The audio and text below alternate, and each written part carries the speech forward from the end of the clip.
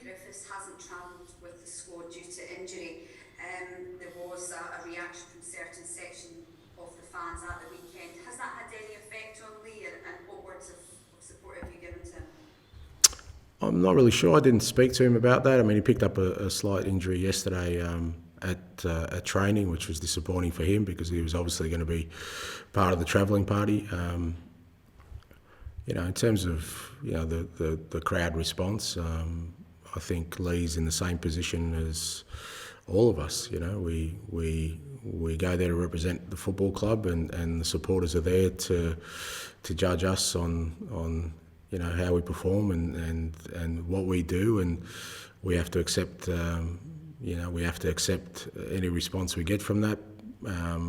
For the most part, I think Leigh still got a positive response from the crowd because they acknowledge the fact that he's had a very good career at Celtic and has contributed. And if there are people who express dissatisfaction, well, it's up to him to show with his performances and the way he goes about things that I'm sure he can win them back very quickly.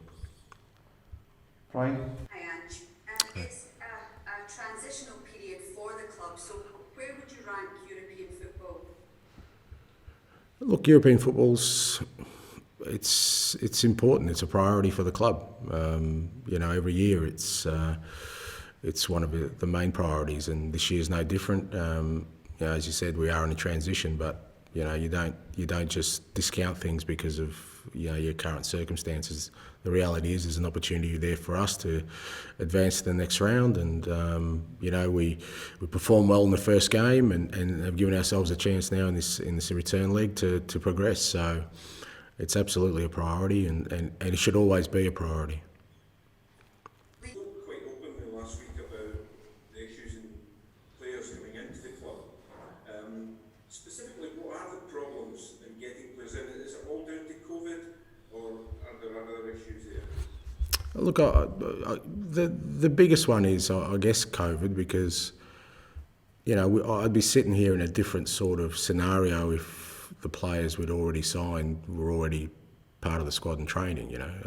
Because whether that's Carl Starfeld or Kyogo, they're both players who could make a significant impact on this group of players at the moment, particularly because they're both experienced. And if you look at our starting 11 from last week and potentially the starting 11 I'll put out tomorrow night, it's a very, very young group in terms of age and experience. So, that's the biggest sort of challenge for us is that we sign players, but there's a 2 or 3 potentially week lag time before we get them in. So I think we'd be looking at a different scenario in terms of how I felt about how we're moving on transfers if we'd already had the ones we'd signed in. But that's adding sort of that little bit of anxiety, because it's not just about the team we're putting out there, but we're just very, very thin in terms of numbers. So we lost Midtjylland last week because of a red card. We've had a couple of little injuries, and all of a sudden you're calling up kids to replace him. So all those kind of things make it challenging.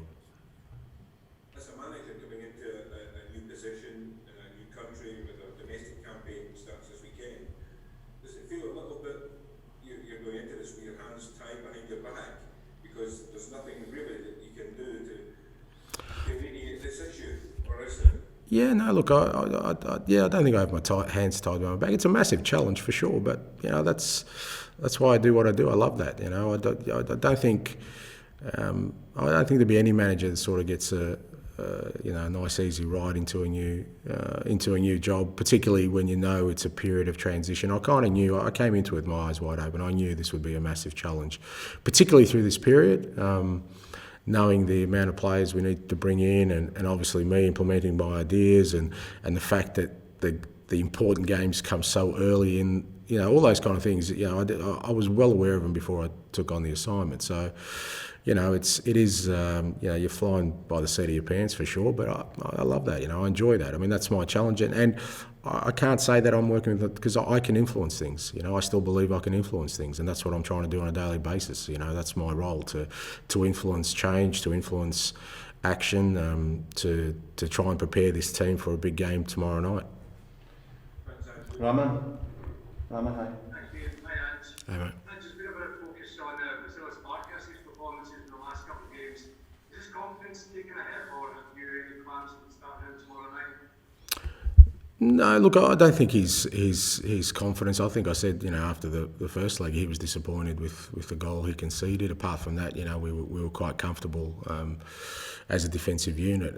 So, I think from that perspective, I'm shying away too much from sort of focusing on individuals, because I just feel that for where we are in this place and time, it's the collective that's going to get us, the kind of results we need and the kind of performances we need, because as I said, we're such a young group at the moment. You look at our back four, potentially, and there's not a player over 24 years of age, I think, and I'd hate to think how many appearances between the four of them, but I can't start isolating individuals and trying to analyse their games too deeply, because ultimately that's not going to make a difference for what we're trying to do now. We're trying to achieve something, and the only way we'll achieve it is as a collective. So, that's the way I'm looking at it, and that includes, Barkey, and includes every other player in the team. I'm looking at team performance rather than individuals right now. And there are reports in Belgium, Ange, that the club is close to signing Aurelio Buta. What can you tell us on that? Mate, close to signing could mean a million miles away at the moment. So, what I do know is that, as I keep saying, we're working on things, but I can categorically say we haven't signed anyone else as yet. There's no one else that's put pen to paper, but we're working hard to make sure that we can do that in the coming days. Okay. Gavin?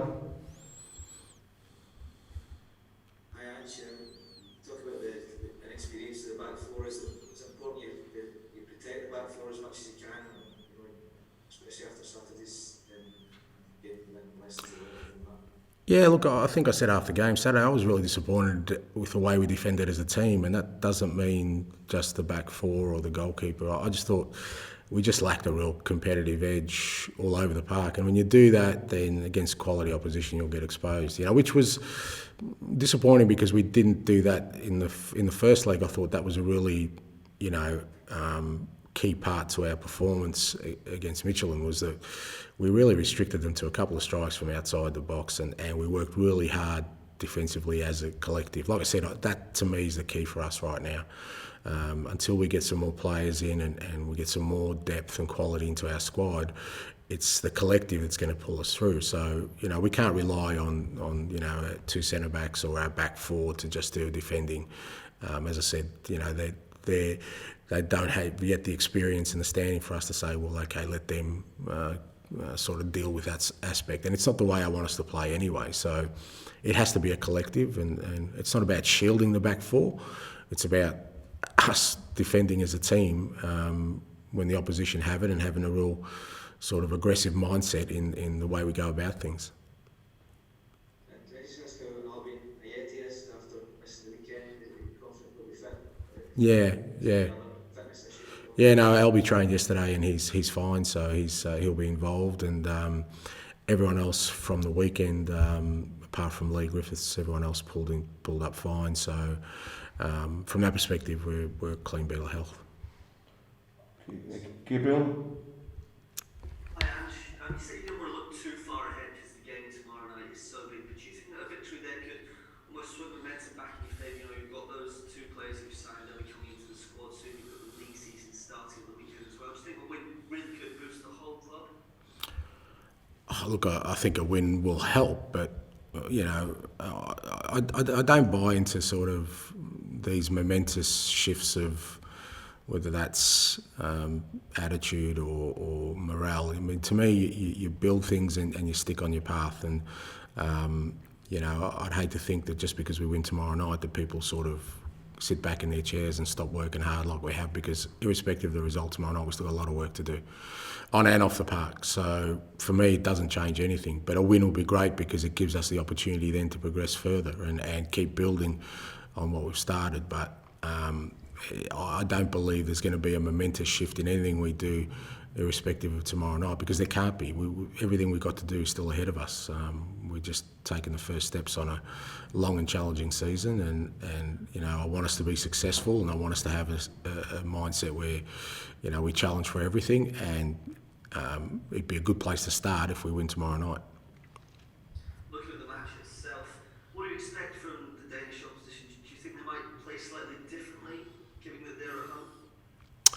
I don't think so. I think, you know, they've got a clear sort of methodology in how they play, and, you know, they'll be pretty direct, and you know, they've got some good athletes in their team and some good individual, you know, technical players who, you know, they'll try and put pressure on us like they did in the first leg. You know, obviously when you're at home you feel a little bit more comfortable, so that might give them a little bit more enthusiasm to be aggressive, but I don't expect a major shift in the way they go about things. What's important for us is, you know, we kind of maintain our line and maintain our football and maintain our belief in what we're going to do, and you know, as we showed in the first leg, if we do that and we can dominate the game like we did, then you know, hopefully the result follows. Joe, I think. Joe Hendry. And you touched on the inexperience of the back four. Is there any indication on when Chris Julian might return, or indeed Carl Starfelt might be available? With Chris, he's still a little bit away. He's still in rehab. He's working very hard. You know, I would expect at least another couple of months for him.